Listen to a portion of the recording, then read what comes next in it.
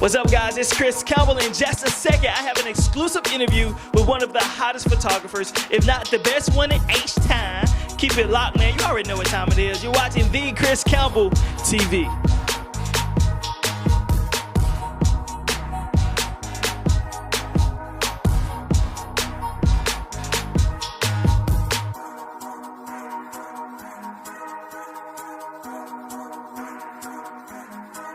What's up, world? It's your boy Bobby J, the Chris Campbell Show. You already know how it is. You tuned in online right now on the website www. You see me, man. I got a crown on my head. I don't know why, but my boy said I look fresh with it. So, hey, let's get into it.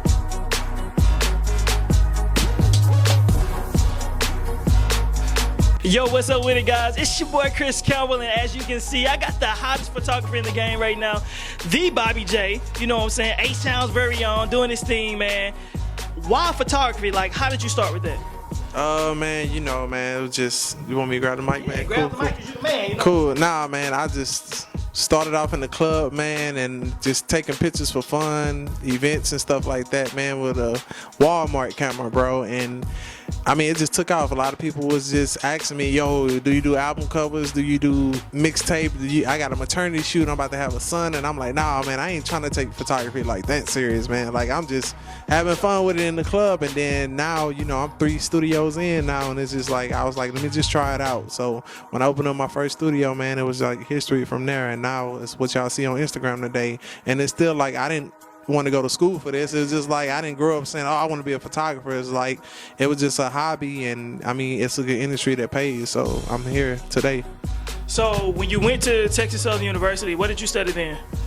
I went to HCC. Okay. So I was doing like LVN because my sister's in the medical field, and she was like, you know, if you do something, just do something in the medical field. It pays a lot of money or something like that. I went to college for like 2 years, bro. I ain't even finished, dog. I had just graduated, and I hated school, but I played sports every year, and it was like I went straight from high school to college, and like I was trying my best, man. And I was like, nah, I don't think this for me, man. So yeah, man, but I mean, it ain't hurt me. You know how they be like, man, you gotta go to college and this and that. But like, I started my own independent business, bro, making my own money. So I'm not gonna say don't go to college, but bro, I'm living proof that you don't gotta go to college to be successful. So.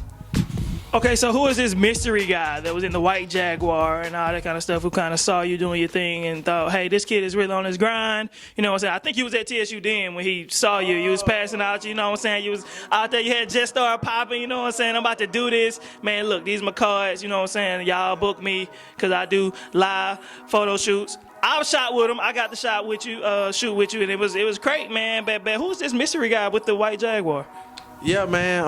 Unfortunately, I don't do business with him no more. But man, I'm always give him his credit. I didn't know that's what you meant first, but how it got started before I even knew what I was doing with that little camera. Like, I had business cards before anything, you know. So I was just at TSU passing out business cards, and man, I just was seeing this nice Jaguar roll around, and I'm like, man, that's what I'm trying to get right there. You know, I need that. So I was just passing out cards, and the dude was rolling around a couple times hollering at some chicks and stuff like that. The older guy, you know, his name Patrick.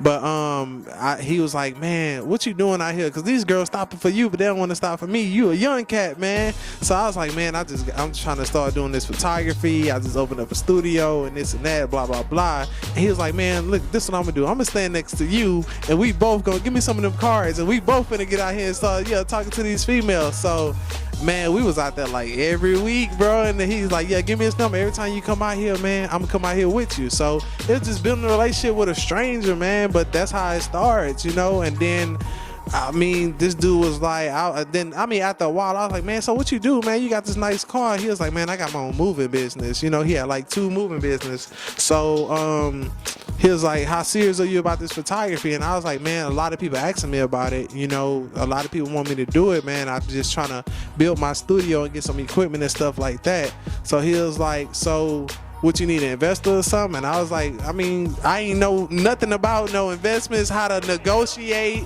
like, you know, how to write contracts and stuff. And he was like, man, I've been seeing you out here. We've been out here working, bro. What if I gave you like $5,000? You know, like, would that be enough to start up? And I'm like, I was cool with $800, you know, like, because I don't know. Like, yeah, I'm young, I don't know. So, like, he literally took me to the bank like the next day and wrote me a check for $5,000 and brought me everything from Walmart to the couches to lighting and filled my whole studio with TVs and stuff. This is a random dude that just seen you grinding.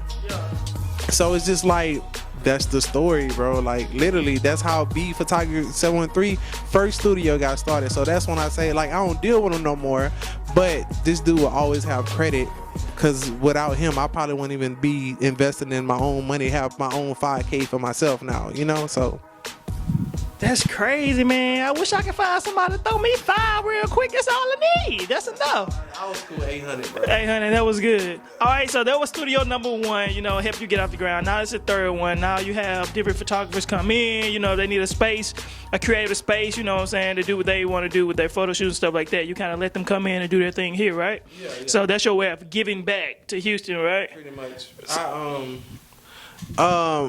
I mean, I let photographers rent out my studio. I mean, not just to give back, because everybody don't have that leverage of saying, yo, I can't afford $2,000 a month, bro. But if I come in, can I give you like $30 or $40? Because that's what I can afford right now. Because I'm on to come up too, like you, Bobby J. So I'd be like, yeah, bro, come in. And I train them, hey, how to work these lights and this and that. Because like I said, I was that person at one point on the streets, and then not on the street, but just hustling. Didn't have a startup, nothing. I didn't know nobody I can rent a studio from, you know. So since I already got the studio, why not just have you come in here and, bro, just pay some towards this $1,700 rent? You know, I ain't tripping, whatever you got. So that's just the type of guy I am. It's still humble, you know. And that's why it's 9 photographers that shoot out of here, because everybody mess with you like, man, we can go to him. You know, if I got $50, I'm gonna tip him 50. If I got 20, I ain't tripping, because I know he'll take that 20 enough to put towards, and you build a relationship with these people like that. And I mean, we 3 studios in, and these people been down with me. So it ain't me, you know, it's they just respect the hustle. And you know, I understand you can't afford it, so come on, man, you know, this is a team. I'm a black brother trying to help another black brother, and that's why we doing this right now. It's just, you know, I want you to come up, you know, just like how I am. So that's why we here right now. And speaking of that, man, you got a lot of people that respect you out of Houston. You know, I think, what was it, 2014, 15, the Houston Appreciation Awards, you left with Photographer of the Year. And what does that mean, man, just to know so many people, like, see you, you know, that they support you and they, you know, recognize you for your work, man? How did that make you feel about, you know what I'm saying, your city? Man, I can't even tell you my speech when I won that award, bro. It was just like, you know, like when you win something, it's like, man, they really mess with me, bro. Like, you don't know that feeling. Like, I can't, people was like, man, you was just speechless. Some people was like, man, you saying the N-word a lot. I thank y'all all my N's, and I just don't remember. Like, I literally blanked out, but I know I thank Ron J. I think I took the award on behalf of all the photographers out there, and you should do that even if you win TV of the year, radio of the year, because there's so many people out here that's working, man, that's trying to win that. And you got to think, I was winning that in my first or second year as a photographer, when these boys been 8-10 years in the game. So, you know, like, it wasn't even about the work, because a lot of people work is killing mine, but are you gonna hustle with it? Like, it's a photographer I deal with right now, that boy work is killing anybody that I know in Houston, but his professionalism is like a no-no. So people gonna look at your grind versus how good your work is, how quick can you have it back, you know? Like, but this dude is real dope, but his turnaround time is months versus days with me, you know what I'm saying? So I mean, I just appreciated the award, and you know, it was just a good feeling, man. Like, the city just mess with you, bro. Like, I can't still tell you this day, like, the city just mess with you, bro. It's like, I don't pay nobody to mess with me. I don't do this. Like, just see the grind every day. It's just a grind. Speaking of grinding, man, you partnered with Hip Hop Weekly magazine. Tell me about that and how you got involved and what's your role with that? I was at a boat party, man, and this is another reason why you should just invest in yourself and just get out there. I was at a boat party. It was like $80, but I mean, something for that price is gonna be somebody successful, or some people on there, so I was just passing out cards, taking pictures like you're supposed to do, everyday grind. You just regularly interviewing people, and you don't know when you're gonna get the opportunity. Met this dude Jay Bastler, man, and hey man, this and that. At that time I never even heard of Hip Hop Weekly. I didn't know. I wasn't even worrying about it. Like, I'm hearing, oh yeah, we're gonna be in touch with you every day, all day, until you actually call me. So he was like, yeah man, I'm gonna follow you from the magazine account. Have you ever heard of us? No, I don't know, man. So he was like, yeah, man. At the time, I already had the Slim Thugs, the Paul Walls, Kurt Cole. I had everybody behind me anyway because I was interviewing and doing photo shoot because of the grinding.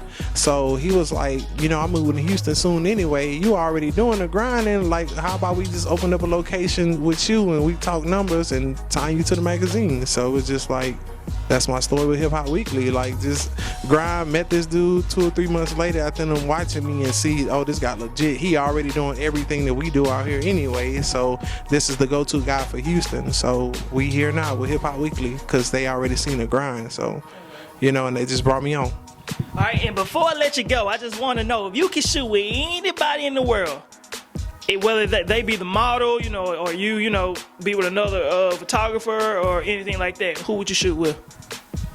And why?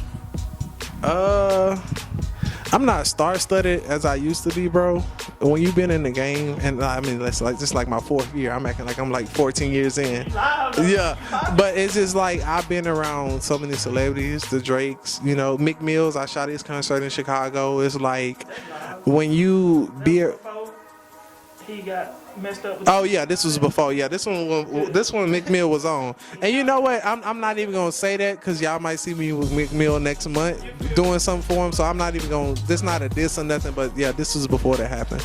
But I mean, like, I work with everybody, bro. It was a time where I was like, man, I can't wait to work with Ray P. And I'm thinking like that's the livest I'm gonna get. Then I'm saying, man, I can't wait to work with Beat King. And then I can't wait to work with Paul Wall, a legend. Then shooting album covers for these people and stuff, So it's just like I'm not star-studded no more. Hanging out with Drake on Hall Weekend year 1 and year 2. I didn't do it this year because of the business plans. But it's just like, I don't know, my childhood girl, Maya, probably your childhood girl, a lot of other people's childhood girl, the singer. So, I mean, I don't even want to shoot her. I want to marry her still. She like, what, 52 probably now? No. Yeah, she's just fine. But, I mean, I'll do anything with her. Like, shoot, marry. She can have all my money or whatever, man. But, yeah, Maya can get it. Maya, you can get it, girl. Open